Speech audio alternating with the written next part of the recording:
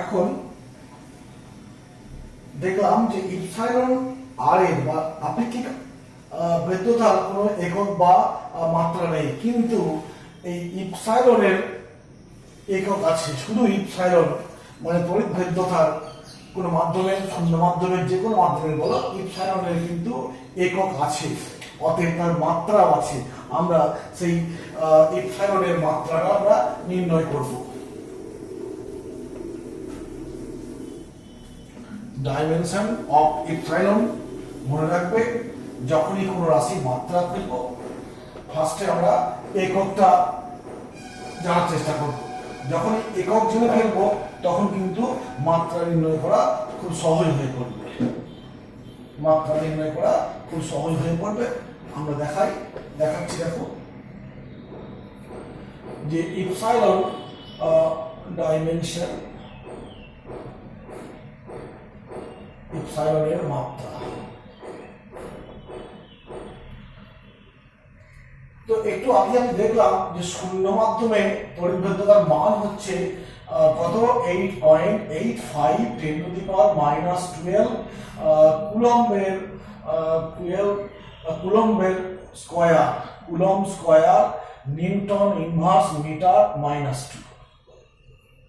কারণ এই যে সম্পর্কটা ছিল F সমান 1/4 pi epsilon Q1 Q2 by R square, Q1 Q2 by R square, এটা শূন্য মাধ্যমে এটা হবে। যদি এটাকে এখানে নিয়ে যায় অর্থাৎ ইপসাইলন 0 সমান 1/4 pi Q1 Q2 by F R square, অর্থাৎ আধান একক কুলম্ব ইনটু কুলম্ব, কুলম্বের স্কয়ার, এটা কি নিউটন আর এটা কি মিটার স্কয়ার। এক মিনিট থেকে হচ্ছিল, ঠিক আছে। অর্থাৎ তাই লিখলাম যে কুলম্ব স্কয়ার নিউটন ইনভার্স আর মিটার -2। ক্লিয়ার? অতএব ইপসাইলনের মাত্রা কি হবে? মাত্রা হবে এরকম, কুলম্ব, কুলম্ব মানে কি? কুলম্ব মানে হচ্ছে আধান, আধান মানে হচ্ছে আধান হচ্ছে কি চার্জ, চার্জ হচ্ছে কারেন্ট ইনটু টাইম। অতএব সি হচ্ছে কারেন্ট, আই ইনটু টি তার স্কয়ার। এটা বল, বল মানে কি হবে? এটা বল হচ্ছে, আচ্ছা নিচে এটা নিচে লিখছি, এটাকে আমি আরেক লাইনে, আচ্ছা আরেক লাইনে করে দিচ্ছি। এইখান থেকে আমি এটাকে করে নিই যে 8.85 10⁻⁻12 কুলম্ব স্কয়ারটাকে বললাম নিউটন আর মিটার, এই জিনিসটা আসছে। অতএব সি মানে হচ্ছে আধান, আধান একক চার্জ, আর চার্জ মানে কি কারেন্ট ইনটু সময়, কারেন্টের একক হচ্ছে কি অ্যাম্পিয়ার, মানে আই, মাত্রা আই ইনটু টি তার স্কয়ার বাই নিউটন মানে বল, বলের মাত্রা কি ml t -2, আর এটা মিটারের স্কয়ার আছে, মিটারের স্কয়ার মানে হচ্ছে l স্কয়ার। ফলাফল কি দাঁড়াচ্ছে? m টা উপরে উঠবে -1, l দেখো একটা l, দুটো l, l -3। আচ্ছা তারপর দেখো t স্কয়ার আছে এখানে -2, এটা উপরে t4 হবে, t4 আর i এর স্কয়ার। এই হলো ইপসাইলনের মাত্রা। দেখি আমরা বইটা দিল কিনা। m-1 l -3 t4, ওকে মিলে গেছে। এই হলো গেল। আরেকটা জিনিস আমরা বলবো যে আমরা বলেছি আধানের একক, আমরা সব বলছি এসআই একক কথা বলছি কি কুলম্ব, কুলম্বকে আমরা সি দিয়ে প্রকাশ করব। কুলম্ব কনস্ট্যান্টকে সি প্রাইম বলেছিলাম আর কুলম্বকে সি বলছি, অতএব গুলি ফেলো না। তো কুলম্বের একক খুঁজতে যাবো এইভাবে, দেখো আমি ওই শূন্য মাধ্যমে এটা খুঁজতে সময় আমি বলবো শূন্য মাধ্যমে তড়িৎ বলটা কত ছিল, কুলম্বীয় ফোর্স F সমান 1/4 pi epsilon 0 Q1 Q2 by R square. এটাকে আরেকবার লিখছি 9 গুণিত 10⁹ Q1 Q2 by R square. এটা ছিল শূন্য মাধ্যমে তড়িৎ বলের ইকুয়েশন। যদি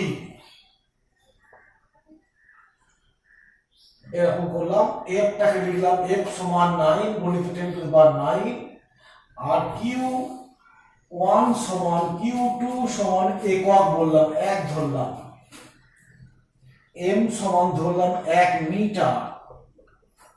তাহলে এই রাশিগুলোকে এই সমীকরণে বসিয়ে দিই, দেখো কি হচ্ছে। এটা হচ্ছে 9 গুণিত 10⁹9, এটা তো আছে আগে থেকেই 9। এটা হচ্ছে কিউ, আচ্ছা এটা কিউ কিউ ধরছে নাকি 1 না বলে কিউ লিখলাম, ইন্টু কিউ বাই নিচে কি আছে 1 স্কয়ার, অর্থাৎ দেখো সব কেটে যাচ্ছে, যে কিউ স্কয়ার সমান 1, অতএব কিউ সমান ±1, অর্থাৎ আধান একক হয়ে গেল। আমরা দেখো বাকি রাশিগুলো সব এসআই একক অ্যাপ্লাই করেছি, এটা নিউটন, এটা এসআই একক মিটার হলো, তাহলে আমি কিউ এর মান 1 পাচ্ছি। এইখান থেকে আমি আধানের সংজ্ঞাটা বার করব, যে দুটি সমপরিমাণ আধানকে Q1 Q2 কে কিউ ধরেছি, দুটো সমপরিমাণ আধানকে পরস্পর হইতে 1 মিটার দূরে রাখলে যদি ওরা 9 গুণিত 10⁹9 নিউটন পরিমাণ বল একে অপরকে প্রয়োগ করে, সে আকর্ষণ হোক আর বিকর্ষণ যাই হোক, তাহলে ওই আধান দুটির প্রত্যেকটির মানকে বলা হয় 1 কুলম। কি বলবো, 1 মানে কি এসআই পদ্ধতিতে কুলম, আধান একক, তাই একটাকে একের সঙ্গে কুলম যুক্ত করে দিলাম। আমি সব এসআই একক কথা বলছি। আবার বলছি যে দুটি সমপরিমাণ আধানকে শূন্য মাধ্যম বলছি কেন, এই জন্য শূন্য মাধ্যম বলছি, দুটি সমপরিমাণ আধানকে শূন্য মাধ্যমে পরস্পর হইতে 1 মিটার দূরত্বে রাখলে যদি ওদের মধ্যে ক্রিয়াশীল বল হচ্ছে 9 গুণিত 10⁹9 নিউটন হয়, তবে আধান দুটির প্রত্যেকটির মানকে বলবো 1 কুলম। এইভাবে আমি আধানের যে এসআই একক, চার্জের যে এসআই একক, তার আমি সংজ্ঞাটা বলতে পারবো। এই হলো একটা কোশ্চেন গেল। এখন একটা বলার জিনিস আছে, সেটা হচ্ছে দেখো কুলম্বীয় বল, কুলম্বের সূত্রের সাথে কি পেলাম, আমি বল পেলাম। কিরকম বল না, তড়িৎ বল। দুটো বিন্দু আধানকে পরস্পর হইতে কোনো একটা মাধ্যমে রেখেছি কিছু দূরে, ওদের মধ্যে একই রকম আধান হলে বিকর্ষণ বল, আর ভিন্ন আধান হলে আকর্ষণ বল ক্রিয়া করবে। এখন এই যে কুলম্বের সূত্রটা পেলাম, এই যে সূত্রটা পেয়েছি, এখান থেকে আমি কি পাচ্ছি, বলের মানটা পাচ্ছি। কিন্তু আমরা জানি বল হচ্ছে একটা ভেক্টর রাশি, অতএব তার কি আছে ম্যাগনিটিউড এবং ডিরেকশন, অর্থাৎ মান এবং দিক দুটোই আছে। অতএব এই সূত্র দিয়ে এই যে এক্সপ্রেশনটা পেলাম, এই এক্সপ্রেশন থেকে আমি শুধুমাত্র মানটা পাচ্ছি, দিকটা পাচ্ছি না। অতএব শুধু এই সমীকরণটা দিয়ে আমি বলটাকে ঠিকঠাক প্রকাশ করতে পারছি না। কেন না, এই সূত্রটা শুধুমাত্র মানকে প্রকাশ করে। তাই আমাকে মান খুঁজতে হলে এই বলকে ভেক্টর রূপে প্রকাশ করতে হবে। তাই আমাদের কুলম্বের সূত্রের সাহায্যে তড়িৎ বলের অ্যাকচুয়াল মানটা পাবো আমরা থেকে ওই কুলম্বের সূত্রের ভেক্টর রূপ খুঁজে বার করতে পারবে। কারণ ভেক্টর রূপ থেকে আমি বল যে একটা ভেক্টর, তার যে মান আছে এবং সে কোন দিকে ক্রিয়াশীল, সেটা আমি বুঝতে পারবো, শুধুমাত্র এই সমীকরণ দিয়ে বুঝতে পারবো না। অতএব আমাদের নেক্সট আলোচনা হবে কুলম্বের সূত্রের ভেক্টর রূপ।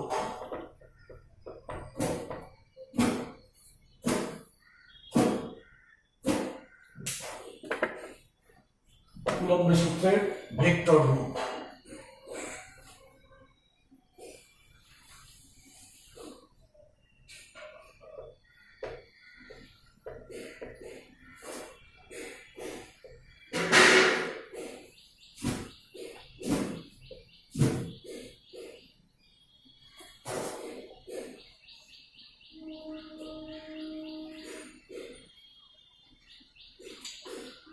ফার্স্টে আমরা বলে রাখি যে কুলম্বের সূত্রে কুলম্বীয় বল অর্থাৎ তড়িৎ বলটা ক্রিয়াশীল হয় আধান দুটির সংযোগ রেখা বরাবর। ফার্স্টে বলবে যে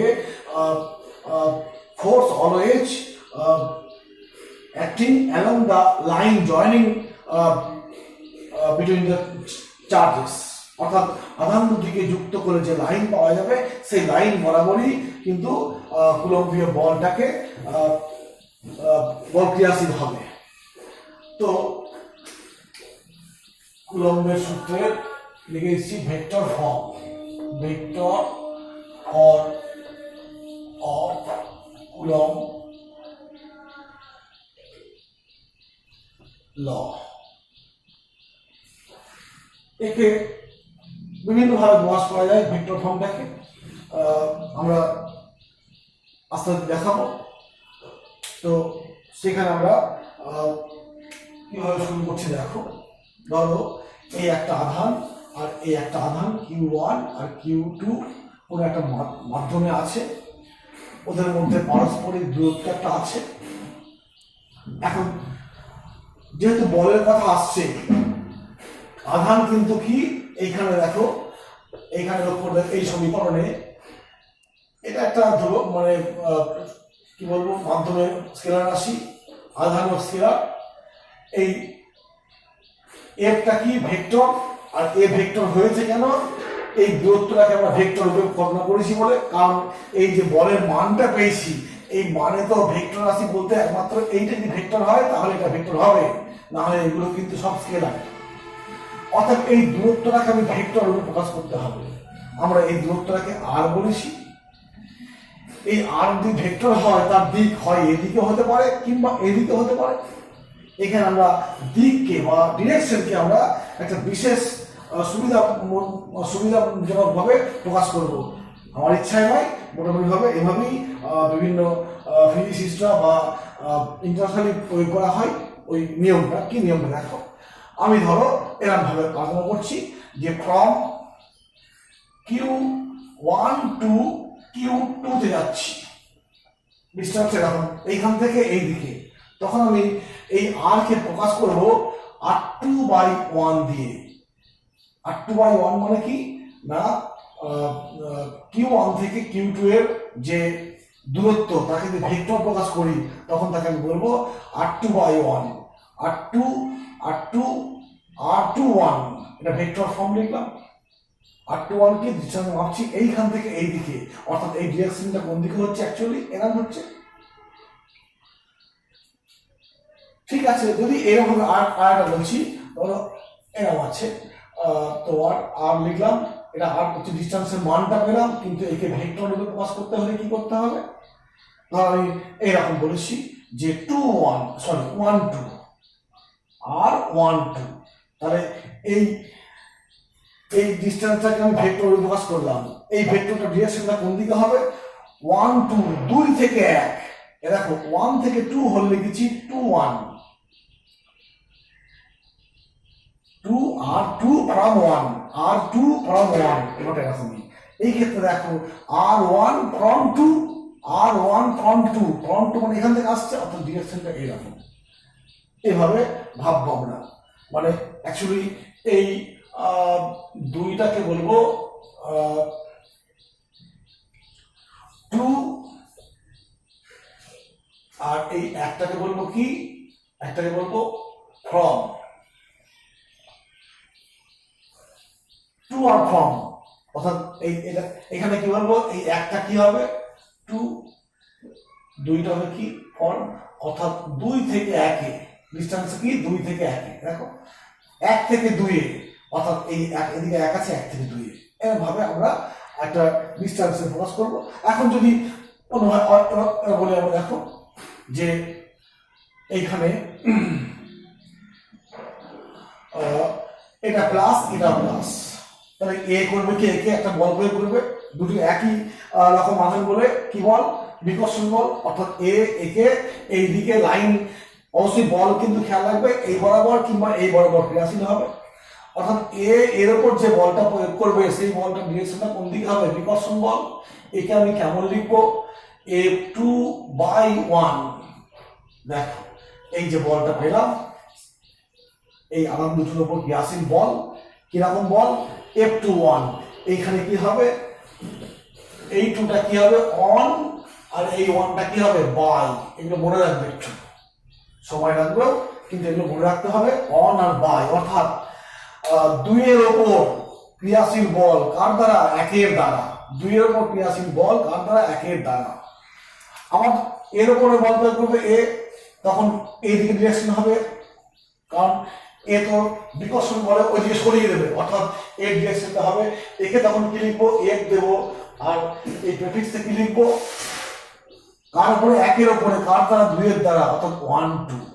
ঠিক আছে, এইভাবে আমরা বলকে ছবিতে দেখো বলকে তার ডিরেকশন অনুযায়ী প্রকাশ করতে পারছি। যে F12 মানে কি, আবার বলে দিচ্ছি, F12 মানে কি, Q force on Q1 by Q2। F21 মানে কি, ফোর্স অন কি, force on Q1 Q2 by 1। আবার ধরো এই যে ডিস্টেন্সটা আছে, এই ডিস্টেন্সটাকে আমি যদি এরকম প্রকাশ করি, আর তোমার 1 2, তার মানে কি 2 থেকে 1 এর ডিস্টেন্স, 2 থেকে 1 এর ডিস্টেন্স, 2 থেকে 1 মানে এর ডিরেকশনটা কোন দিকে হবে, এর ডিরেকশনটা এরকম হবে। ঠিক তো, এইগুলো মনে রাখতে হবে। অতএব কুলম্বের সূত্র দেখো, আমি এটা একটা ওয়ে, একটা পদ্ধতি শেখাচ্ছি আমরা, এরপরে অন্যভাবে শেখাবো ভেক্টর ফর্ম কিভাবে করতে হয়, তোমার যেটা খুশি, কোনো সমস্যা কিছু নেই। অতএব F সমান, F লিখলাম 1/4 পাই ইপসাইলন 0, ধর আমি 2 1 করলাম, F21, তাহলে কি লিখবো, আচ্ছা আর বলার কথা আছে যে ভেক্টরের দুটো মান থাকে, মান থাকে আর দিক থাকে। কোনো ভেক্টরের দিককে আমরা ইউনিট ভেক্টর দিয়ে প্রকাশ করি, একক ভেক্টর দিয়ে। একক ভেক্টর কি না, মূল ভেক্টর মেইন ভেক্টরকে তার ভ্যালু দিয়ে বা মড দিয়ে ভাগ করলে যেটা পাবো সেটা হচ্ছে কি তার একক ভেক্টর। যেমন আমি বলি যে একটা ভেক্টর আর ভেক্টর, একে তার মড দিয়ে বা মান দিয়ে ভাগ করলে কি পাবো, আর একক ভেক্টর পাবো। অতএব মেইন ভেক্টরটা মানে কি, তার মান আর একক ভেক্টর, মান এবং তার ডিরেকশনে একক ভেক্টর। তো এখানে বলের মান তো এটা Q1 Q2 by r square. এই ছবি থেকে বলো এই F21 এর ডিরেকশনটা কোন দিকে, F21 এর ডিরেকশনটা এই দিকে, এই দিকে ডিরেকশন হলে এই দিকে একক ভেক্টরটা কি হবে, R21 cap. Complete, vector form চলে এসেছে। F21 সমান এই জিনিসটা চলে এলো। আবার তুমি মনে করলে এটাও লিখতে পারো, F21 সমান 1/4 pi epsilon 0 Q1 Q2 R21 vector তার মড স্কয়ার। অর্থাৎ এই r এর মানটাকে আমি এভাবে প্রকাশ করতে পারি, আর এই দিকে একটা একক ভেক্টর। আর একভাবে প্রকাশ করবো, দেখো যে এইখানে লক্ষ্য দেখো, এটা একটা হবে, এটা একটা রূপ করলাম, যা খুশি, এটা একটা বলেছি। আবার অন্য একটা বলছি, F21 সমান 1/4 pi epsilon Q1 Q2 R21 square. আর এইটা মানে কি, R21 মেইন ভেক্টর বাই তার ভ্যালু লিখতে পারি। অতএব কি দাঁড়ালো, 21 সমান 1/4 পাই ইপসাইলন Q1 Q2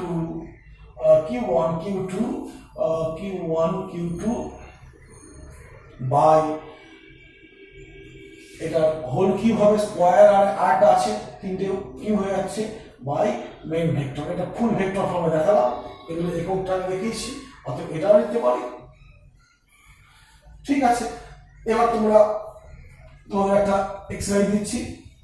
যদি এই বলটাকে প্রকাশ করতে হয়, এই বলটা কি, ফোর্স অন 1/2, ফোর্স অন 1/2। অতএব F12 মানে কি লিখবো, মানটা একই আছে, বসিয়ে দাও, Q1 Q2 দূরত্ব তো একই, আর লিখলেও হবে। আর এই বরাবর একক ভেক্টর কোনটা, এইটা, এই ভেক্টরের একক ভেক্টর, এই ভেক্টরের একক ভেক্টর কি, এই ভেক্টরের একক ভেক্টর হচ্ছে r12, r12। অতএব এটাকে এই ফর্মে বা এই ফর্মে লিখতে পারি। কিভাবে লিখবো না, F12 ভেক্টর সমান 1/4 pi epsilon 0 Q1 Q2 R12 তার মড স্কয়ার বাই R12, এটা করতে পারি। বা অন্য আরেকটা করতে পারি F12 এরকম টাইপের সমান 1/4 পাই এটা Q1 Q2 R12 ভেক্টর তার কিউব ইনটু মেন ভেক্টর। দেখো এবং এইটা দেখো এইটা আর এইটা কথা বলছি F12 F21 F12টা কি Q2 এর উপর প্রযুক্ত বল কার দ্বারা Q1 এর দ্বারা, আর F12টা কি Q1 এর উপর প্রযুক্ত বল কার দ্বারা 2 এর দ্বারা। এই দুটো ইকুয়েশনের এই একটা ইকুয়েশন আর এই একটা ইকুয়েশন দেখো সব কিছু একই আছে, এগুলো সব একই আছে। যেহেতু এই ছবি থেকে দেখতে পাচ্ছি এইখান থেকে দেখো যে R1 R21 ক্যাপ এই ভেক্টরটার দিকটা কোন দিকে, এই দিকে, একক ভেক্টর মান 1 তার দিকটা হচ্ছে এই দিকে, আর এই ভেক্টরটা মান 1 দিকটা কোন দিকে, এই দিকে, এবং একই লাইনে আছে। অতএব এটাকে বলতে পারি আমরা -R21 সমান -R12, জাস্ট মাইনাসটা কি দিকটা আলাদা, তাই আমরা সম্পর্ক ব্যবহার করছি। অতএব এই ইকুয়েশন থেকে বলতে পারি F21 ভেক্টর সমান -12 ভেক্টর। এইভাবে আমরা দেখাতে পারছি যে ক্রিয়াশীল বল দুটো সমান এবং বিপরীতমুখী, অর্থাৎ এবং কোন দিকে কাজ করবে, লাইন বরাবর, line joining between the charges হলো। এইভাবে আমি এই ভেক্টর ফর্ম বলতে পারছি। আচ্ছা, আর এখানে একটু কনসেপ্ট ক্লিয়ার করলে হবে, এইগুলো কনসেপ্ট আমি একটু বলে দিই, এটা ক্লিয়ার হয়ে গেছে। এবার আমি অন্য একটা কথা বলি যে তোমার এরকম ভাবনাটা আসছে, এই যে আমি প্রেফিক্সের নিয়মটা শেখালাম, এই নিয়মে তোমরা ভাবো যে এইখানে একটা কিউ আর একটা কিউ, এটা হচ্ছে Q2 Q1 আর Q3। তো এই একটা বল আছে, ধরো এটা প্লাস এটাও প্লাস, কি বল কাজ করবে, দুটি একই রকম, মানে কি বিকর্ষণ বল। অর্থাৎ তোমায় বলবে যে F12 এর ডিরেকশন দেখাও, F12 এর ডিরেকশন কোন দিকে হবে, 1 এর উপর 2 এর দ্বারা, 1 এর উপর 2 এর দ্বারা বিকর্ষণ করছে, মানে এই দিকে হবে কি F12। ঠিক আছে, আবার তোমায় বললো যে F13 করো, 13 মানে কি 1 এর উপর 3 এর দ্বারা, এটা হচ্ছে তোমার 1, এটা 3, আর ধরে নিচ্ছে এটা মাইনাস, এবার না এটা প্লাস এটা মাইনাস। এখন F13 তোমায় খুঁজতে হবে, কি করে খুঁজবো না, এখানে বলটা কি বল, প্লাস মাইনাস মানে কি আকর্ষণ বল, অর্থাৎ 3 1 এর উপরে কি বল প্রয়োগ করবে, আকর্ষণ বল। 3 1 এর উপর আকর্ষণ বল মানে কি এইরকম হবে F12, দেখো হলো কিনা F13।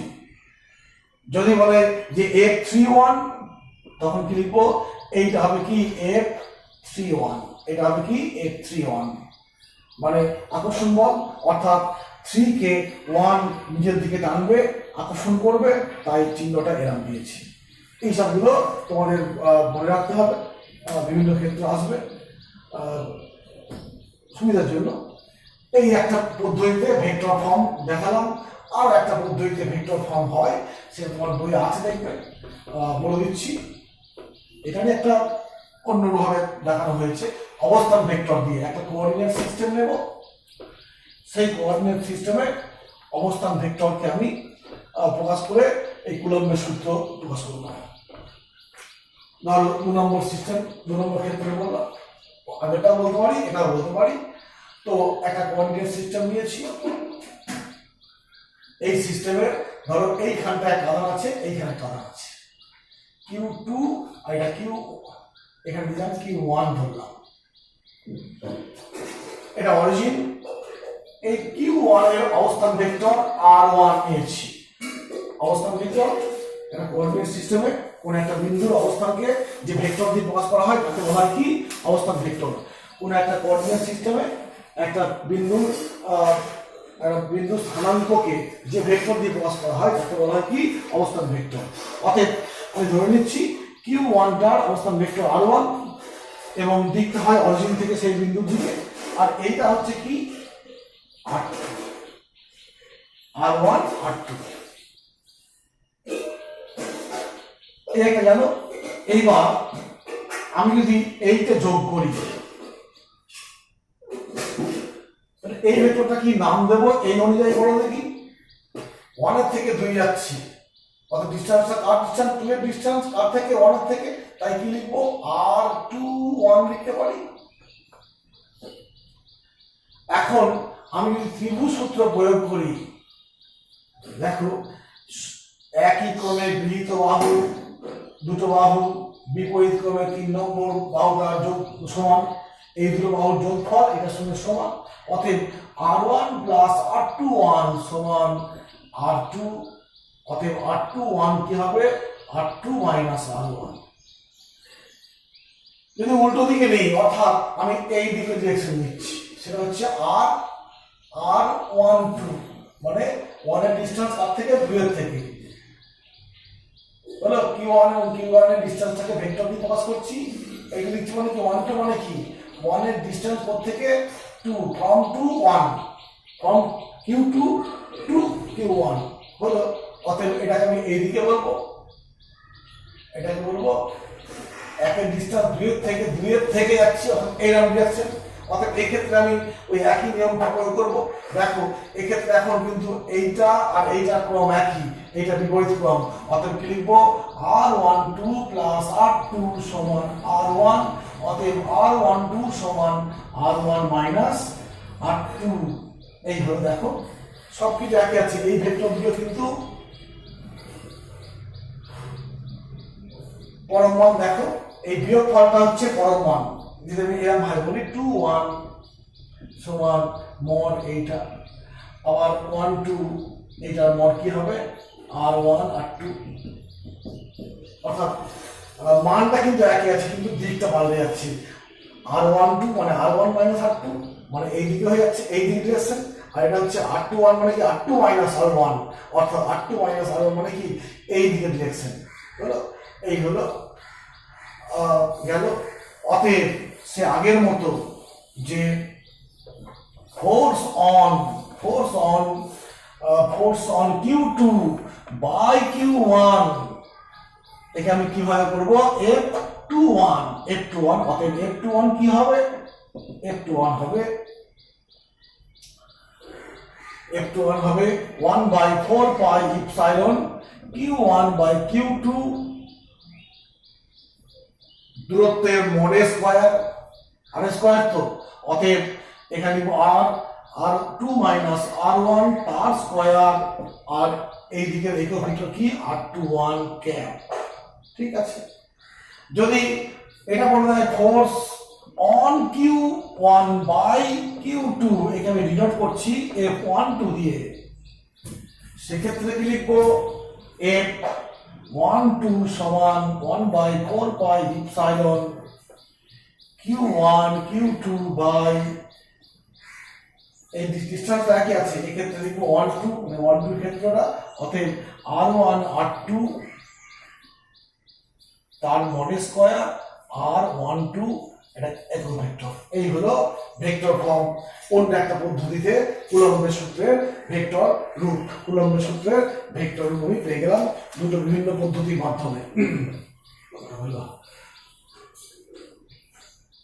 ঠিক আছে, এই একটা দিক গেল। এবার বলবো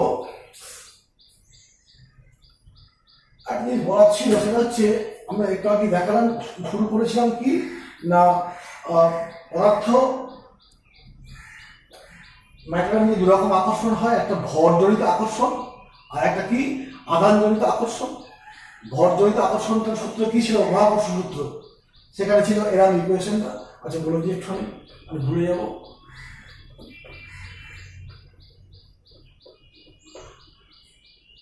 সেটা হচ্ছে ভরজনিত আকর্ষণ, সেক্ষেত্রে গ্রাভিটি আসে, অর্থাৎ F সমান G, এটা FG বললাম, M1 M2 by R square. আর ইলেকট্রোস্ট্যাটিকের ক্ষেত্রে লিখবো কি, এটা আধানজনিত আকর্ষণ বল, এটা আকর্ষণ বল সবসময়, কিন্তু এটা কিন্তু আকর্ষণ নয়, আকর্ষণ বা বিকর্ষণ দুটি হতে পারে, এরকম আছে। অর্থাৎ দু রকমের বল কাজ করে, ভরের জন্য একটা বল আর আধানের জন্য একটা বল। এটা হচ্ছে গ্র্যাভিটেশন সূত্র, মহাকর্ষ সূত্র, নিউটনের মহাকর্ষ সূত্র, এটা কুলম্বের সূত্র, কুলম্বস ল, আমরা এগুলো পেয়েছি। এই দুটো বলই কিন্তু পদার্থের মধ্যে ক্রিয়া করে।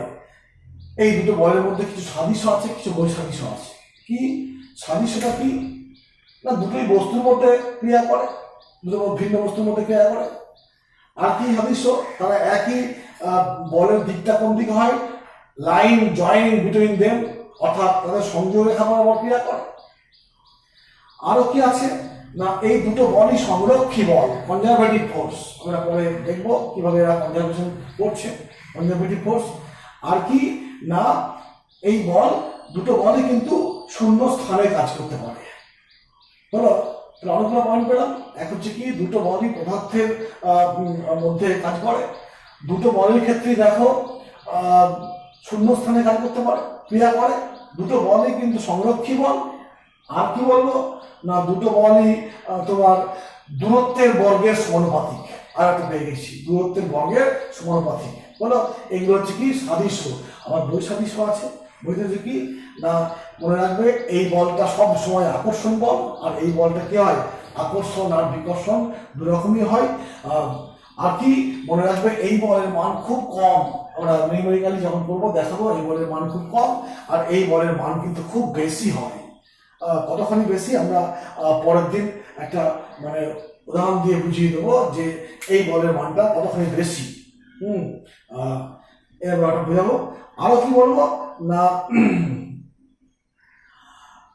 এই বল কি বললাম আমি, অমিল বলছি। অমিল কি বললাম, যে একটা হচ্ছে এই বল সবসময় আকর্ষণ ধর্মী, এই বল আকর্ষণ আর বিকর্ষণ দু রকমই হয়। এই বলের মানটা খুব কম, এই বলের মানটা খুব বেশি। আর একটা আছে, সেটা হচ্ছে তোমার এই বলটা মাধ্যমের উপর নির্ভরশীল নয়, কিন্তু এই বলটা মাধ্যমের উপর নির্ভরশীল। অর্থাৎ তুমি শূন্য মাধ্যমে একরকম আকর্ষণ বল বা অন্য কোনো একটা মাধ্যমে আকর্ষণ বল পাল্টে যাচ্ছে, অর্থাৎ মাধ্যমের উপর নির্ভরশীল। অর্থাৎ তোমাকে পরীক্ষায় পড়ে যে গ্র্যাভিটেশনাল ফোর্স আর কুলম্ব ফোর্স, এই দুই ফোর্সের মধ্যে কি মিল আছে কি অমিল আছে আমরা এগুলো বলতে পারবো। Next, superposition principal.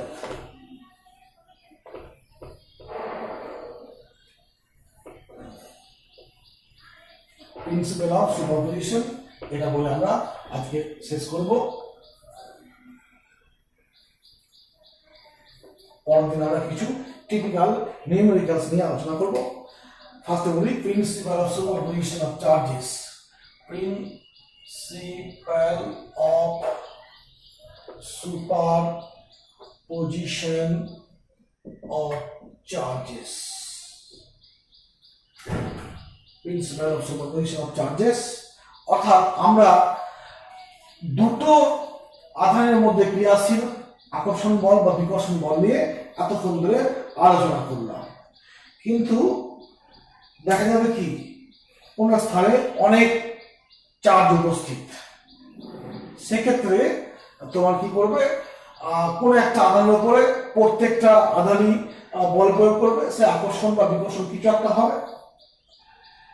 তো মনে রাখবে, যখন দুটো আধানের মধ্যে বল ক্রিয়া করবে তখন সেই বলের উপর অন্য আধানগুলো কোনো প্রভাব বিস্তার করবে না। সেই বলের উপর অন্য আধানগুলো প্রভাব বিস্তার করবে না। কি বললাম, যখন বহু সংখ্যক আধান একটা স্থানে থাকে এবং তাদের মধ্যে যে কোনো দুটোর মধ্যে যখন বল ক্রিয়াশীল হয়, তখন সেই বলের মানটা, সেই বলটা কি হবে, অন্য আধানগুলো উপস্থিত থাকলেও সেই আধানগুলোর ওর উপর প্রভাব বিস্তার করবে না। ঠিক আছে, এরকম বলছি যে একটা স্থানে এরকম আছে Q1, Q2, Q3 এরকম আধান আছে। তো এদের মধ্যে একটা বল ক্রিয়া করছে এই রেখা বরাবর। যখন এই দুটো বল ক্রিয়া করছে, এই আধানের উপস্থিতি আছে, কিন্তু এই বলের উপর কোনো প্রভাব বিস্তার করবে না। ঠিক আছে, আবার যখন এদের মধ্যে ক্রিয়া প্রতিক্রিয়া ঘটছে, ধরে নিচ্ছি আমি এরকম ক্রিয়া প্রতিক্রিয়া ঘটছে, তখন কিন্তু এই আধানটা এদের উপর প্রভাব বিস্তার করবে না, এইভাবে ধরা হয়। এবং কি করা হয়, ধরো এই ক্ষেত্রে এই আধানটার উপরে এই দিকে একটা বল ক্রিয়াশীল হলো, আবার এই দিকে একটা বল ক্রিয়াশীল হলো। তো এই আধানটার উপর দেখো এদিকে একটা বল আর এদিকে একটা বল, দুটো বল ক্রিয়াশীল হলো, অর্থাৎ এই আধান দুটোর দ্বারা এই বল আধানটার উপরে দুটো বল ক্রিয়াশীল হলো।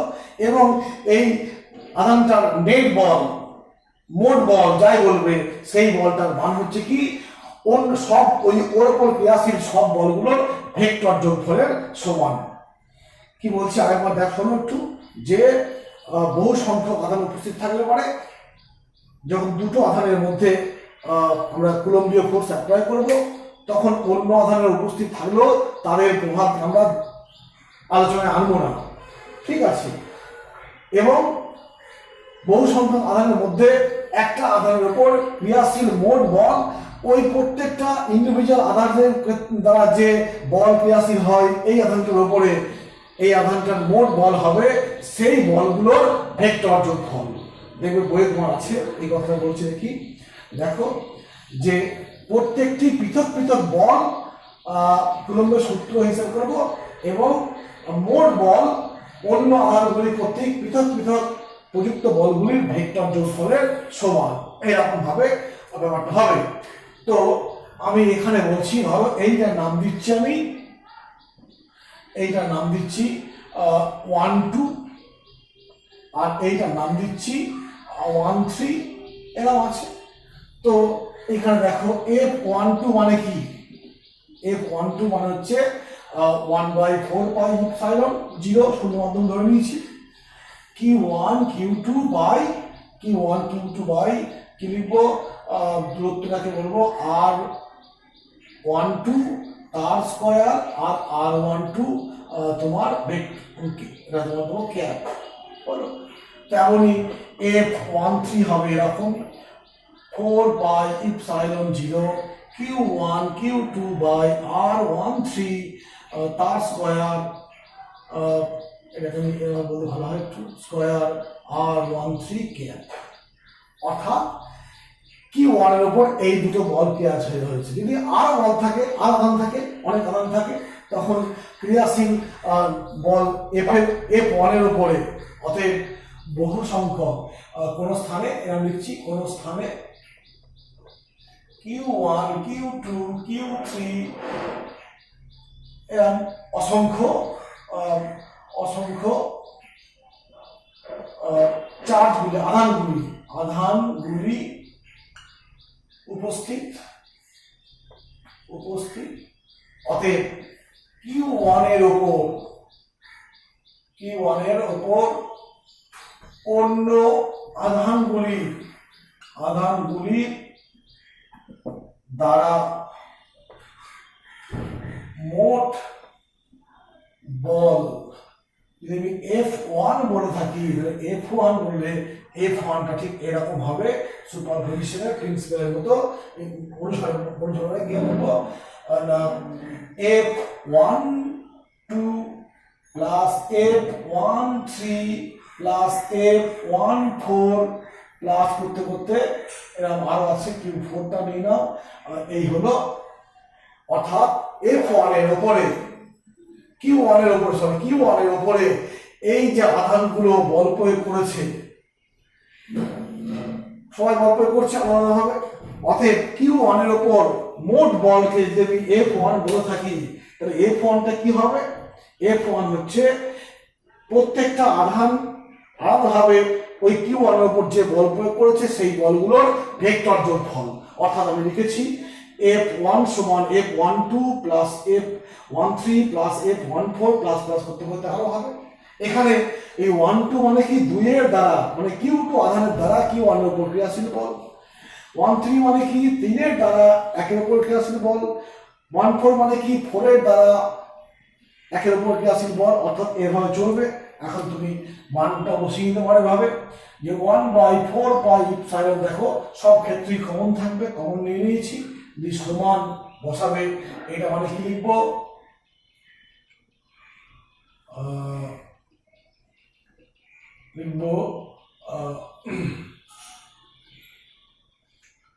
Q1 by Q2 by R12 তার স্কয়ার R12 ক্যাপ, এটা হলো প্লাস এইটা মানে কি 1/4 বাই কমন নিয়ে নিয়েছি, Q13 বাই